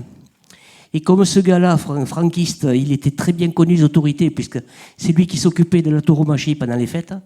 Donc il est allé chercher, il est allé à la police, il est allé au gouvernement militaire, il est allé au gouvernement civil, il est allé un petit peu partout à la mairie, et finalement il est allé récupérer mon père en prison. Il a embarqué mon père, donc, et il a ramené mon père chez lui. Et depuis ce temps-là, depuis ce jour de décembre 67, mon père a pu retourner librement en Espagne sans que rien ne lui soit, sans qu'aucun blâme ne soit lui opposé. Et comme mon père, il y a eu énormément de réfugiés espagnols qui, à cette époque-là, dans les fins des années 60, sont retournés en Espagne. Mon père, pendant la guerre, était dans un bataillon de choc. Ils étaient très très nombreux de la CNT à faire partie de ce bataillon. Et dans les années 80, ils se sont retrouvés, ils étaient des dizaines, voire des centaines. Ils se sont retrouvés tous pour faire la fête là-bas en Espagne. Ils avaient tous eu le droit de revenir sans aucun problème. Mais ça n'a pas été simple. Merci pour ce témoignage. Et je crois que quelqu'un avait... Justement, Luis Garrido, là, qui est venu là, il n'y a pas longtemps, son père était dans un camp de concentration franquiste, il s'est évadé, il est arrivé en France, et arrivé en France, on l'a envoyé au camp de Gurs. Alors moi j'avais différentes remarques. Déjà pour réagir aux propos du monsieur, moi j'ai un grand-père qui était capitaine de cavalerie de l'armée républicaine et lui il a fait le choix de revenir seulement en 75 après la mort de Franco. Et mon père me raconte que même en 75 il n'était pas du tout rassuré, qu'il regardait inquiet partout parce qu'il était sur les listes noires. Et il n'avait pas eu de soucis sur ce point-là. Et après, je voulais aussi réagir par rapport aux enlèvements. Je ne sais pas s'il y en a qui étaient au courant dans la salle, mais lors de la création du musée de la Reina Sofia à Madrid, ils avaient retrouvé énormément de fœtus ou de corps de nouveau-nés. Et c'était en fait des enfants de réfugiés, de républicaines espagnoles qui avaient été mises dans des hôpitaux pendant la guerre et qui étaient justement avortés de force ou dès que le bébé naissait, on le tuait directement. Et aussi, je voulais réagir aussi par rapport au camp d'Argelès et rajouter l'horreur que c'était dans ces camps. Il y a eu, par exemple, du côté des femmes, énormément de viols qui ont été recensés et énormément de suicides où les conditions étaient tellement horribles. Par exemple, je sais que quand j'avais visité le mémorial d'Argelès, ils comparaient la nourriture qui était donnée aux réfugiés espagnols à celle donnée aux Juifs à Auschwitz. Et en fait, on se rendait compte que les rations étaient quasiment les mêmes, et ce qui conduisait les gens à se suicider directement dans la mer ou des choses comme ça. Merci. Georges. Oui. Il faut que les autres entendent. Voilà le micro. Merci. Est-ce qu'il y a une estimation qui a été faite de tous les Espagnols qui ont péri, en tout cas tous ceux qui ont traversé la frontière? Pendant la guerre, oui. Ouais, Oui, enfin, il y a une estimation, mais enfin, je ne pourrais pas vous donner les chiffres, je ne les ai pas en tête, mais c'est énorme. Pendant la guerre, Ouais, et autant après la guerre. d'accord. D'ailleurs, on le voit avec toutes ces fosses partout.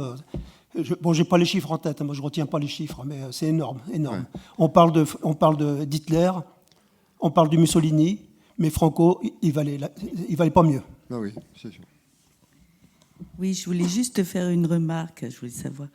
Il y avait quand même une certaine solidarité entre les Espagnols qui étaient donc déjà ici, en place et les prisonniers donc à Argelès, puisque ma grand-mère me racontait qu'elle était allée chercher donc des révolutionnaires et pour les ramener donc ici à Beaumont. Il y a eu donc.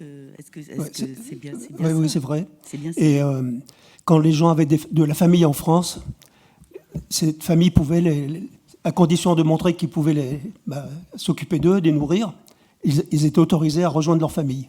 Et dans tous ces Espagnols qui étaient là bien avant la guerre, il y en a beaucoup qui sont partis se battre aussi pour aider les républicains. Bonsoir. Oui, à la question, je voudrais renvoyer sur l'historien de référence sur la guerre d'Espagne, qui est Paul Preston, qui a sorti récemment un ouvrage qui s'appelle « Guerre d'Espagne », sous-titré « Une guerre d'extermination ». Il donne un chiffre, une estimation, bien sûr, il est difficile qu'il en soit autrement, des victimes post-1er avril 1939, c'est-à-dire jusqu'à maintenant ou à la fin du régime franquiste, qui est de 500 000 personnes.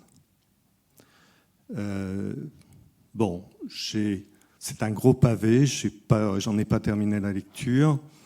Il faut savoir que en Espagne ont été maintenus des lieux de résistance, notamment dans les montagnes, dans les Pyrénées. C'est moins connu également en Andalousie, dans la Sierra Nevada, qui ont existé, qui ont résisté, qui ont fait des actions jusque dans les années 60-70.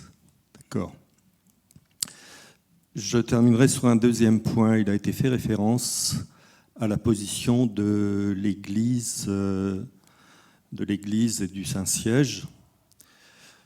Bien sûr, ce sont des choses difficilement vérifiables, mais il y a beaucoup de recroisements qui parlent que pour le financement de la Reconquista de Franco, à partir de l'Espagne, puisqu'il était basé au Maroc espagnol, Mauritanie, une partie des troupes pour passer dans le sud de l'Espagne ont été acheminées par des avions italiens. Et le financement de tout ça, il y a le nom, bien sûr, qui est cité de l'Opus Dei, avec le personnage, c'est Antonio de Balaguer. Je me trouvais en Espagne lorsqu'il y a eu une visite, là je passe quelques dizaines d'années, visite dont il a été question de béatification d'un certain nombre de martyrs religieux de la guerre civile espagnole. C'était à l'époque José Luis Zapatero qui était au pouvoir, le pape a décidé, c'était Jean-Paul II, je ne me rappelle plus, je crois, d'aller directement à Valence. À Valence, il y a toujours, actuellement, il me semble, un projet d'érection d'un monument pour les victimes de la République espagnole. Enfin, c'est comme ça qu'il le formule. Voilà, commémorer ces victimes-là. Donc, le souvenir que j'ai, c'est que lors de cette visite du pape, qui a atterri directement à Valence, José Luis Zapatero, quand même, a refusé d'être présent à l'arrivée de l'avion. Je crois qu'il l'a vu après, lorsque le pape s'est déplacé à Madrid. Concernant la religion, un élément qui m'a interpellé, puisqu'il y a une position quand même qui est singulière. Il a été fait référence au Pays Basque. Et dans mon parcours en Espagne, un autre été, en me mettant sur la radio espagnole, je traversais le Pays Basque vers Vitoria. Et j'entends qu'il vient d'être inaugurée une stèle commémorant l'assassinat. Ils ont été fusillés de 3 prêtres aumôniers des troupes républicaines basques. Il faut savoir, j'en profite pour rendre hommage à l'Association du cinéma hispanique qui a projeté au moins un film dont j'ai souvenir sur ce sujet-là, que l'armée républicaine basque avait des aumôniers et qu'ils se sont engagés et qu'il y a eu une répression, ça je l'ai lu plus récemment, féroce sur les prêtres, curés, qui étaient pas uniquement dans l'armée en tant qu'aumôniers, mais qui avaient des sympathies. C'était le sujet du film projeté il y a quelques années par la Semaine du cinéma hispanique. Voilà, pardon, j'ai été un peu complet et dispersé, mais bon, je vous livre et vous reporte donc vers les ouvrages, pas que celui-ci, de Paul Preston. Si vous permettez aussi, juste, il a été question de Badajoz. Pardon, je parcours un petit peu l'Espagne. À Badajoz, c'est la place républicaine qui a résisté. Il y avait les troupes franquistes qui remontaient par le sud, et la garnison de Badajoz a résisté dans l'Alcazaba, dans la cité historique. Ça, bien sûr, Franco n'a pas aimé. Les populations civiles qui restaient présentes avec les troupes ont été mélangées au nombre de 2000 dans les arènes de Badajoz. Ils ont été fusillés et les corps brûlés. Il s'est trouvé qu'il y avait, embarqué sans doute dans les troupes de Franco, des reporters de la BBC. Il y a des images qui existent de ça. Voilà.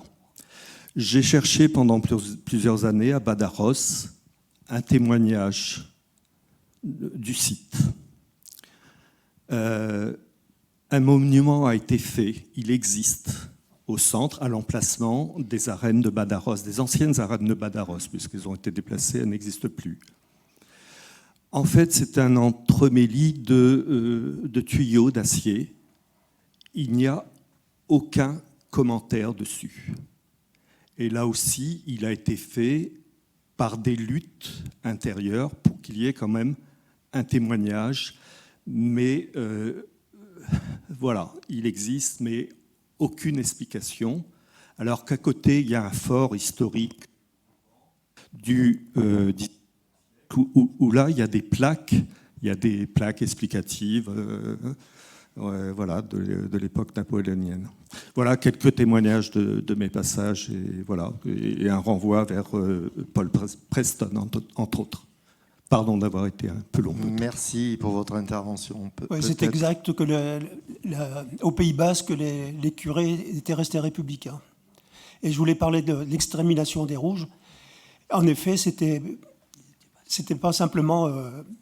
c'était dans les textes. Quand Millán d'Astrey est arrivé à s'éveiller, il a dit tous ces républicains, ce sont tous des pédés, et leurs femmes, on va les violer, on va leur montrer ce que c'est que des hommes qui ont des couilles. Ça, c'était tout à fait l'état d'esprit de ces gens-là, quoi. Et Franco aussi, à plusieurs reprises, il a dit qu'il fallait exterminer tous les rouges. Hein. C'était écrit, c'était acté, quoi, en fait. Hein. Alors, encore une intervention. Merci Georges. Merci Ulysse pour ton exposé. Tu as abordé le fait qu'un certain nombre de républicains espagnols ont été déportés à Mauthausen. Assez récemment, je crois qu'il y a 2 ans, un livre est sorti à partir de photos d'un célèbre photographe dont le nom m'échappe tout de suite. Peut-être qu'il revient à quelqu'un. Puisque Puig, non? Je crois que c'est ça, oui. Ouais. Ah non, Boysch. Ouais. C'est un nom court. Ouais. Ces photos avaient été dissimulées à l'extérieur du camp, puisqu'il y avait des camps, des commandos de travail qui sortaient, et conservés par une fermière allemande, je crois, etc. Et qui donne un témoignage de l'intérieur, parce que c'était un militant, je ne sais plus de quel communiste, il était. De quel orga, et qui était photographe, voilà, et qui avait déjà documenté sa guerre d'Espagne, mais à l'intérieur du camp, il n'a pas cessé de photographier. Et tout ça en récupérant de la pellicule auprès des Allemands eux-mêmes qui voulaient faire une sorte de documentation sur le camp. Si, bien sûr, il y a eu des morts dans ce camp, mais il y aurait peut-être il y en a eu plus s'il n'avait pas extrêmement organisé, notamment par les militants républicains espagnols. Et, je passe par là pour revenir à la présence, enfin la place des républicains espagnols dans la résistance française, notamment dans un département comme Argelès, je crois, où ils étaient en nombre, et c'est un département qui a été libéré assez tôt et organisé. Quasiment les 3/4 du département étaient organisés et tenus par la résistance, dont une majorité de républicains espagnols. On en trouve des témoignages dans certains villages et des monuments. Et ma question, si vous pouvez y répondre, est-ce que, puisque des républicains se sont retrouvés aussi assez au nord, notamment en Puy-de-Dôme dans l'Allier, est-ce que vous connaissez des gens qui se sont aussi engagés dans les mouvements de résistance là où ils étaient? Là-dessus, je peux répondre, oui, puisque mon père était dans l'Allier et qu'il a rejoint les FTP. Après s'être évadé de l'Orient, il est revenu dans l'Allier et il s'est engagé dans les FTP. Et on avait vu une carte tout à l'heure, là. Voilà. Voilà le Puy-de-Dôme, donc, avec tous les endroits où les Espagnols étaient impliqués.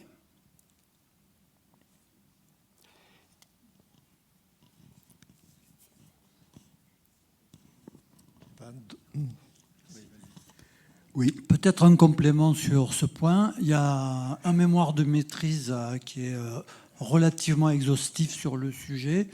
Alors évidemment, c'est des choses qui ne sont pas publiées. On peut les consulter, je crois, à la bibliothèque de la fac de lettres,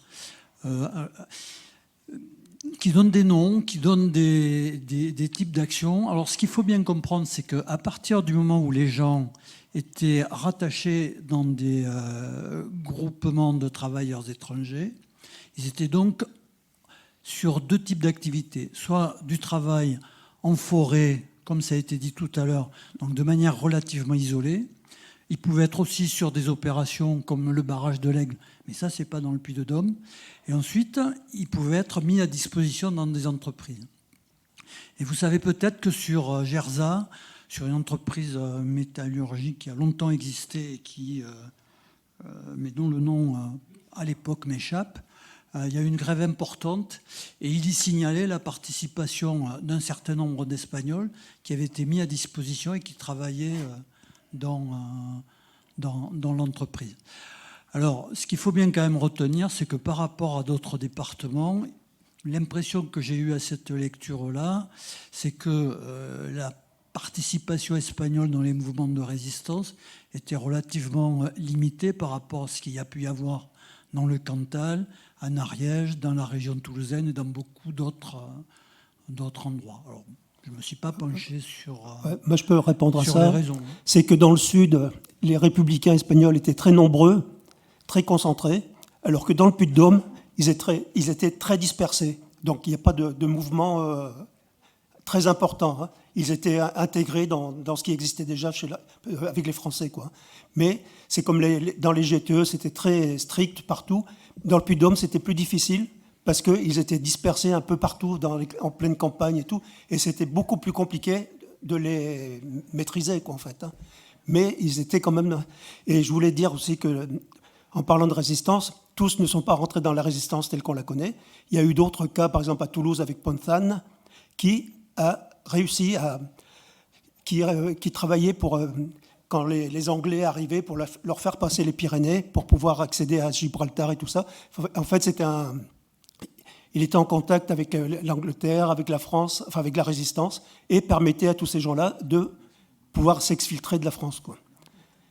Donc il y avait plusieurs façons de résister, quoi. D'ailleurs, ce Ponzan, il a été fusillé par les Allemands quand ils l'ont eu, quoi. Oui, justement, je voulais vous demander... Je suis là. Je voulais vous demander, est-ce qu'on sait sur quel choix, sur quelle décision se sont organisés les groupements de travailleurs étrangers dans le Cantal? Vous nous avez dit qu'il y avait d'un côté plutôt des regroupements autour de la CNT, de l'autre plutôt autour des communistes. Oui.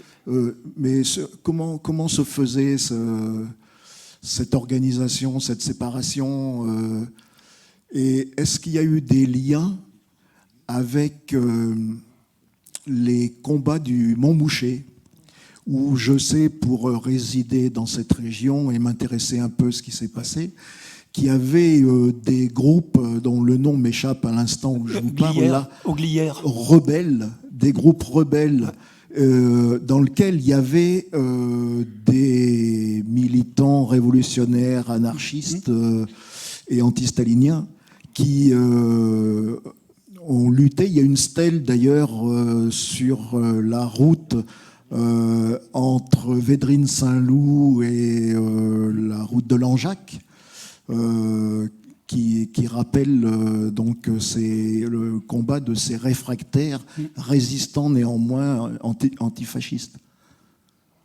Oui, alors moi je peux répondre pour le barrage de l'Aigle. Là, ce sont les patrons qui sont allés à Argelès et qui ont demandé des volontaires.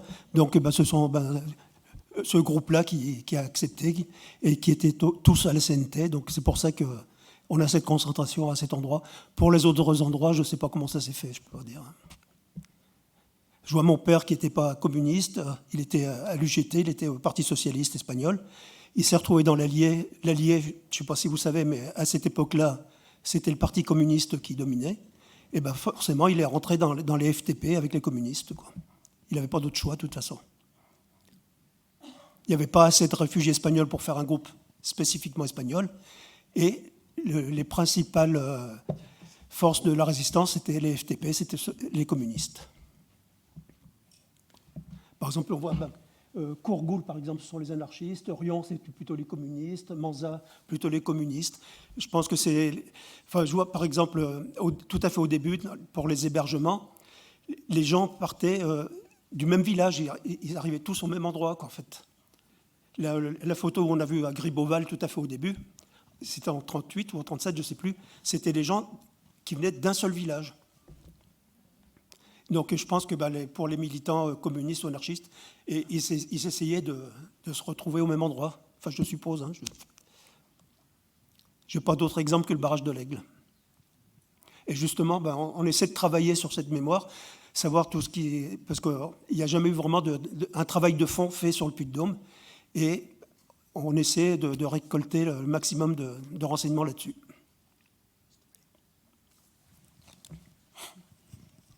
Parce que je prolonge mon questionnement. Une hypothèse dans les travaux que j'ai pu lire, mais je ne peux pas vous donner les sources parce que là, il m'échappe tout de suite, c'était peut-être que pour qu'ils évitent, une fois arrivés en France et organisés déjà dans des foyers de résistance, de continuer à s'entretuer entre eux pour plutôt, de manière stratégique et politique, faire face donc à l'invasion fasciste de la France. Parce que ce qui s'est quand même passé pendant ce retour, cet exode, c'est qu'il y a eu quand même pas mal de règlements de compte entre les bons et les mauvais républicains espagnols, des bonnes brigades et des mauvaises brigades. C'est Je vrai que pense qu'il est bon de ne jamais oublier ça. C'est pas une des pages les plus glorieuses, non. Sans parler des militants du POUM. Oui.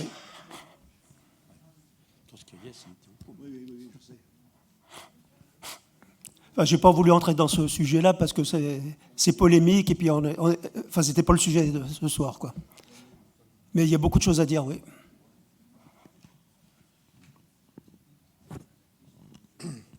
Bon, je sais pas, d'autres interventions avant là-bas. Bon, à propos du film, oui, Land and Freedom de Ken Loach, est-ce que vous l'avez vu? Non. Vous l'avez pas vu, le film de Ken Loach? Non. Ah non. Bon, c'était Tierra y Libertad. Il a pris ça, bon, le slogan des anarchistes catalans. Voilà. Par contre, vous-même, vos origines, parce que moi je connais un chanteur qui s'appelle Serge Utiroyo. Oui, vous il connaissez, est de CNT, lui. Il est de la CNT. Oui, qui est fils de réfugiés, bon, mais qui est né ici. Par contre, vous-même, dans votre famille, c'était quelle province d'Espagne? Enfin, est-ce que vous êtes retourné en Espagne depuis la transition? Oui, moi je suis retourné, oui. Mes parents aussi, après 75 donc. Et ma mère, donc j'en parlais tout à l'heure, elle vient de Santander, enfin de la région de Santander. Et mon père, lui, vient de Madrid. Mais justement, il y a en printemps 17, j'ai fait un voyage en Cantabrie. Et malheureusement, j'étais très choqué parce qu'il y a un village, enfin une petite ville qui s'appelle Sintonia. Il y avait un monument en hommage à... En plus, Santillana del Mar, j'ai vu le logo un pilier d'église extérieure de la Phalange. À Santander, j'ai vu une plaque Calvo Sotelo. Alors, donc, il n'y a pas eu d'épuration, je veux dire, encore. À Logroño, sur la cathédrale, c'est énorme, le caudillo, Franco Caudillo d'Espagne, c'est sur la cathédrale de Logroño et ça n'a pas été effacé encore. Alors que j'ai pas dit aussi là, pour la répression franquiste, c'est que donc tous les rouges, on va les emprisonner, les fusiller, enfin, etc. Et les femmes, devinez ce qu'on va leur faire? On va les tondre. Et pour ajouter à leur humiliation, on leur faisait boire de l'huile de ricin. Comme ça, elles se... Voilà. Vous vouliez intervenir, madame? Je vous passe le micro. Je voulais apporter le témoignage de ma mère, de mes parents, qui est ma mère qui vivait à Figueras. Quand Barcelone est tombée et que les franquistes étaient là, elle a fait la retirada avec sa sœur et son neveu qui avait 9 ans, et ses parents, mes grands-parents. Et là, ils sont atterris à Argelès. Et mon père était militaire de l'armée républicaine, militaire de carrière.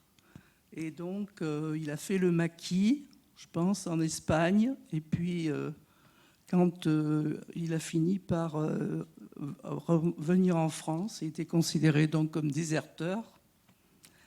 Et là, dans leur histoire, ils ne m'en parlaient pas trop de cette période, parce qu'ils se sont retrouvés, je ne sais pas quand ils se sont rencontrés, je pense que c'est Argelès. Or, vous dites que les hommes et les femmes étaient séparés, mais à Clermont-Ferrand, ils se sont retrouvés. Et j'ai des photos, je vois des photos, ils se sont mariés en 1940. Donc, ils étaient déjà à Clermont en 1940. Et il y avait une communauté qui fréquentait d'Espagnols à Manza, notamment, parce qu'il y avait du travail là-bas avec l'usine, et à Clermont et à Rion également. Et donc, mon père, qui était considéré comme déserteur, bien sûr, l'Espagne, il ne fallait pas plus lui en parler. Il ne voulait pas y retourner. Et il s'appelait José, mon père. Et mon frère aîné s'appelle aussi Joseph, en francisé. Et justement, bien après 1975, dans 1990, une année, quand mon frère a voulu aller en Espagne, ben, il a fait 24 heures de garde à vue parce qu'il cherchait à savoir à qui ils avaient affaire. Si c'était mon père ou mon frère, puisqu'ils avaient le même nom, même prénom. Et ils se sont rendus compte quand même, au bout de 24 heures au moins, même 48 heures, il m'a dit, que vu l'âge, ça ne pouvait pas être lui. Mais bien après 75, dans les années début 90. Donc quand même, il restait un peu de ressentiment et voilà. Oui, il faut dire que 1975, c'est pas la fin du franquisme, c'est la mort de Franco. Parce que après, les juges, ce sont les mêmes, la police, c'est la même. Tout le système franquiste est resté en place, en fait. Et encore maintenant, ce sont eux qui détiennent, de moins en moins, mais qui détiennent encore beaucoup de pouvoir. Voilà. Ouais. Alors, vous parliez aussi des gens qui étaient partis dans le maquis en Espagne, en effet, hein, en Cantabrie, en Asturies, partout. Il y a des gens qui sont partis dans les montagnes et qui ont combattu le franquisme pendant des années. Pas seulement jusqu'aux années 50, comme on le voit souvent, mais bien après, il y en avait encore qui étaient dans le maquis. Ce que je voulais dire au niveau des associations, vous dites dans le Puy-de-Dôme, il n'y avait pas grand-chose. Bon, mes parents, je sais, mon père, après la guerre, puisqu'il était quand même dans une situation inconfortable, militaire, déserteur, bon, il avait peur de se faire arrêter. Il y avait des associations d'Espagnols, ils se réunissaient entre eux, beaucoup. Donc ça a peut-être été perdu, oui. Parce que moi, je suis né en 1949, encore dans les années 50, j'assistais à ces réunions petites. Et après, bon, ça a dû se perdre, en effet, parce qu'aujourd'hui, il n'y a pas trop d'associations qui restent, du moins de cette époque. Ça a dû être dissous entre-temps, ça s'est dû se perdre. Bah, les gens ont vieilli, les gens ont... Voilà. Donc tout ça, c'est terminé. Hein. Moi, je vois dans mon village aussi où il y avait pas mal d'Espagnols. Oui, on se rencontrait tous et puis petit à petit, ben, ça s'est dilué pour disparaître, quoi, en fait. Voilà. Merci beaucoup. Non, je constate qu'il y a eu plusieurs témoignages là, de descendants de réfugiés espagnols. Donc notre association, elle a aussi envie de recueillir des témoignages vidéo ou audio. Donc si ça vous intéresse, il suffit que vous signaliez auprès de l'un d'entre nous. Voilà.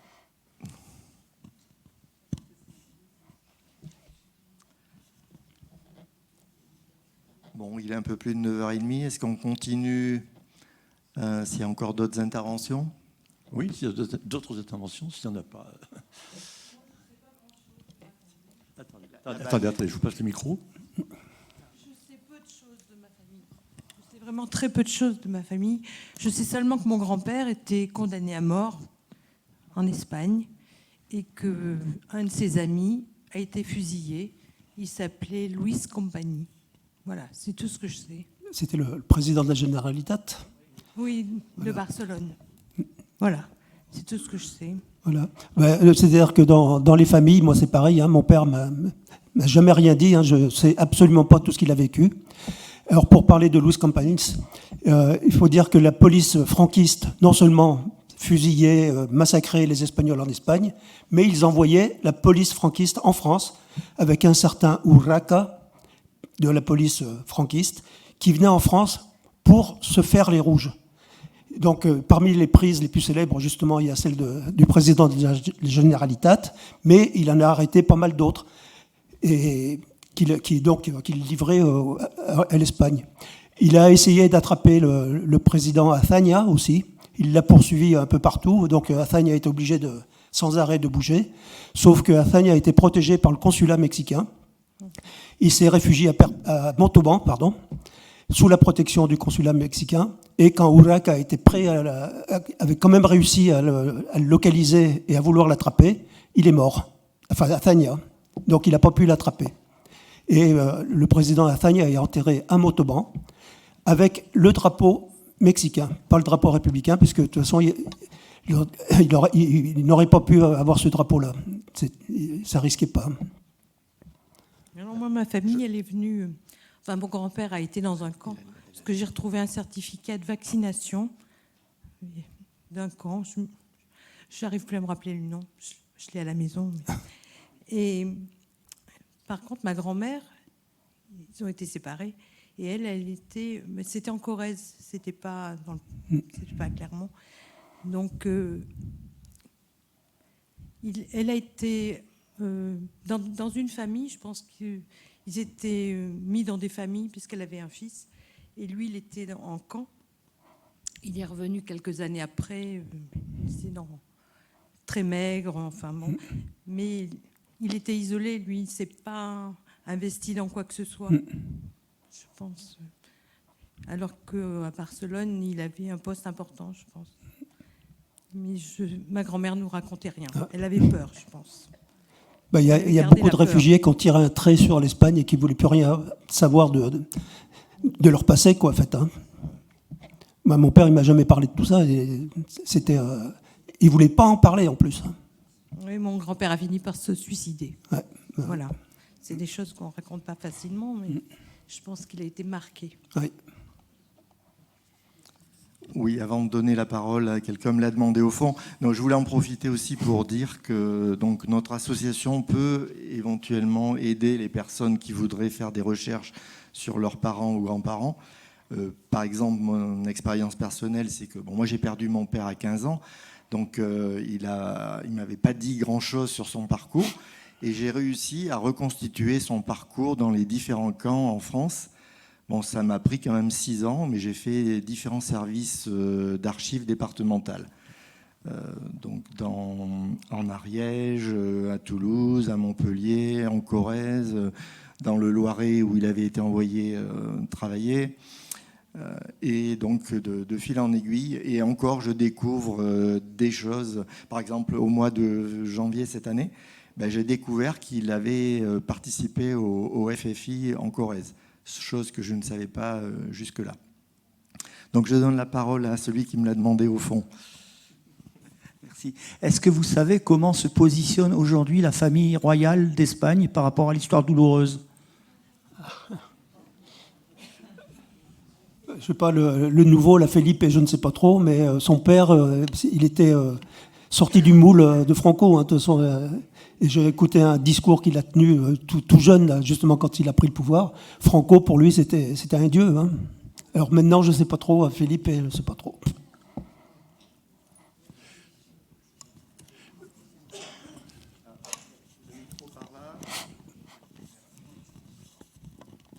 Je voulais dire que toutes les personnes qui nous témoignent ce soir, nous sommes preneurs de tous leurs témoignages. Donc s'ils veulent bien nous les confier par écrit ou par oral, nous sommes preneurs. Pour en revenir à la famille espagnole, il y a quand même une chose qu'il faut savoir, c'est que l'ancien roi, le chasseur d'éléphants, ouais.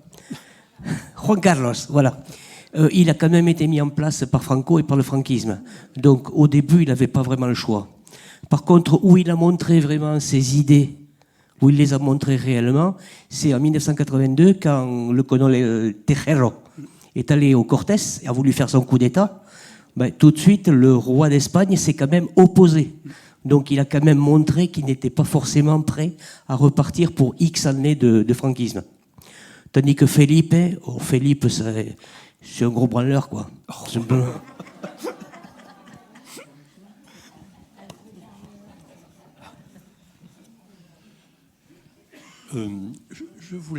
J'avais lu effectivement qu'il y avait une complicité dans les camps de concentration entre la police française et la police de Franco. La police de Franco allait chercher des cadres dans les camps de concentration pour les ramener ensuite en Espagne. Ça, je l'ai lu. Ouais, autre chose aussi, c'est qu'en France, il y a eu aussi des mouvements d'extrême droite qui soutenaient Franco. Il y a eu, je crois, une pétition faite par des intellectuels de droite et d'extrême droite. Je crois savoir aussi que Paul Claudel avait fait une ode à Franco. Je veux dire qu'en France, on est loin d'être... Enfin bon, il y avait les catholiques aussi étaient actifs. Hein, l'extrême droite était active aussi. Hein, ils soutenaient Franco, bien évidemment. Bien évidemment. Il y a certains journaux régionaux, hein, comme le plateau, le plateau central. Là, il y avait un journal à cette époque, là, ici, là, Clermont. Le Moniteur, voilà, qui était carrément pro-Franco. Quoi, hein. Mais il y a toute une liste. Et j'ai vu également qu'il y avait le journal de la Croix. Alors, je ne sais pas si c'est le même, mais il y avait le journal de la Croix. Ouais, c'est ce que j'ai vu. Ce qui avait être un journal catholique, évidemment. Évidemment.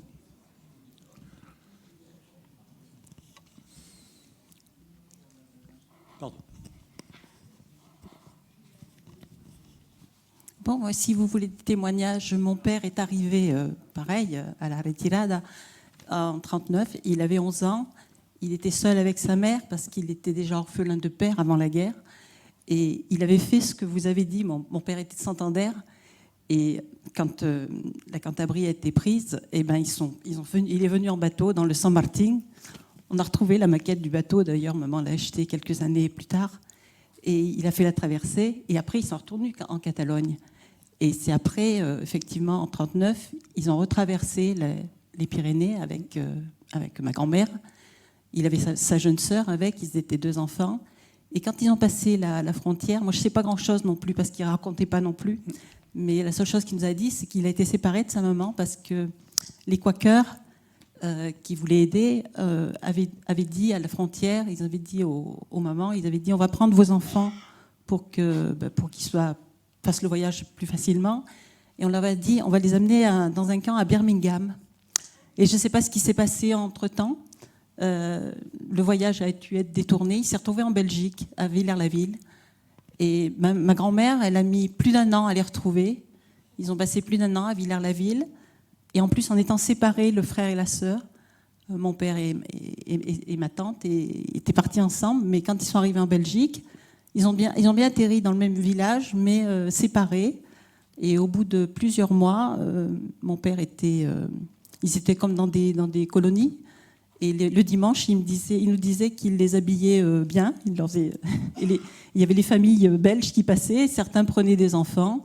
Lui, alors, à un moment, il s'est retrouvé dans une famille où il a été donc gardé dans la famille pendant quelques mois. Et au bout d'un certain temps, le père de famille dit « Oh, il y a une petite Espagnole qui habite pas très loin. » Et il dit « On va aller la voir, comme ça tu verras quelqu'un qui parle ta langue. » Et c'était sa sœur. Il avait retrouvé sa sœur. Et après, ma grand-mère, je ne sais pas comment elle a fait, parce qu'elle n'a jamais rien raconté. Elle a réussi, elle avait atterri à Clermont. Je ne sais pas par où ils sont passés. J'ai essayé, moi je suis allée à Argelès. Je suis allée à Argelès, ils ont le programme informatique, là où on peut savoir les gens qui sont passés par le camp. Ils n'ont pas retrouvé ma grand-mère, mais je pense qu'il y a eu tellement d'endroits de passage. Je ne sais pas par où elle est passée. Je sais qu'elle avait atterri à Oyonnax. Et je n'ai pas trouvé de liste de gens qui sont passés à Oyonnax. Et elle, je ne sais pas après comment elle a atterri à Clermont, mais après, quand elle était à Clermont, elle a fini par trouver les enfants. Je sais qu'ils sont revenus en train, je ne sais pas par quel moyen, peut-être la Croix-Rouge, par des associations, des choses comme ça. Mais elle a mis plus d'1 an à retrouver ses enfants. Et il est vrai que pour l'arrivée à Argelès et tout ça, il n'y a pas d'archives parce qu'elles ont disparu. Volontairement ou pas, on ne sait pas, mais elles ont disparu. Le camp de Sept-Fonds, par exemple, on n'a aucune archive de l'entrée de ces gens-là. En revanche, on a la sortie. C'est comme ça que j'ai pu retrouver mon père, avec ses fiches de sortie, quoi. Et en effet, les gens qui ont quitté Santander, Bilbao, les Asturies, tout ça en bateau, arrivés en France, ils sont repartis du côté catalan. Oui, parce que la Catalogne était encore... Et la Catalogne a fait comme la France à l'époque, elle a reçu tous ces réfugiés. Oui.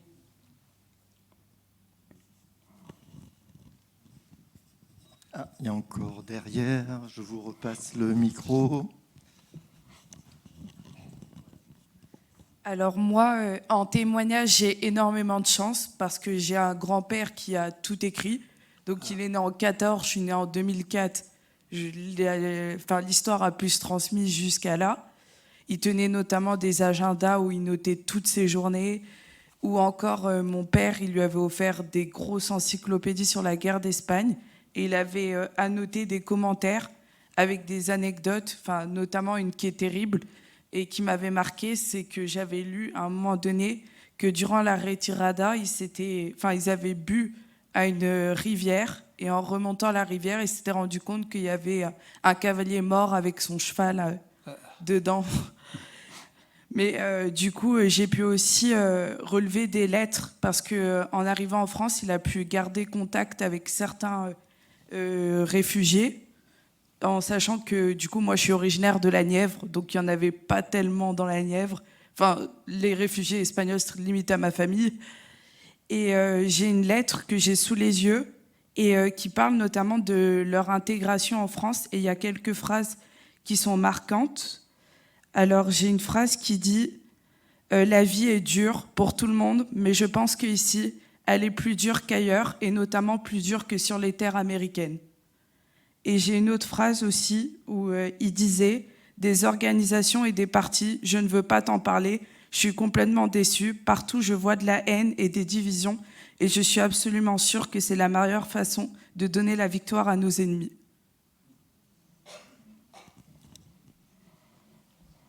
Donc, je répète, l'association est prête à recevoir tous vos témoignages par écrit, parce que là, on parle beaucoup ce soir, mais quand on va être sorti d'ici, il ne restera plus rien, quoi, en fait. Donc, si ça vous dit de mettre ça sur du papier, ça serait bien. Alors, on peut aussi vous aider à mettre sur papier, on peut aussi venir vous interviewer. Et puis, si vous voulez nous rejoindre, sur la table dehors, il y a des bulletins d'adhésion. Si vous voulez juste nous laisser vos coordonnées, on peut vous envoyer des informations régulières sur nos activités. Donc c'est aussi un moyen de garder le lien et de vous aider et de s'entraider en tout cas. Il n'y a plus de questions, de témoignages?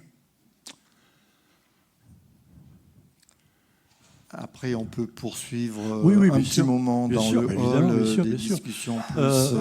En tout cas, merci beaucoup à l'association Amarès, merci beaucoup à Ulysse et puis à Georges. Merci beaucoup pour ces témoignages aussi, bien sûr. Merci beaucoup. Vous dites que vous n'êtes pas historien. Ah non, pas du tout. Qu'est-ce que ce serait alors? Merci pour ce que vous avez fait. Merci beaucoup. Merci.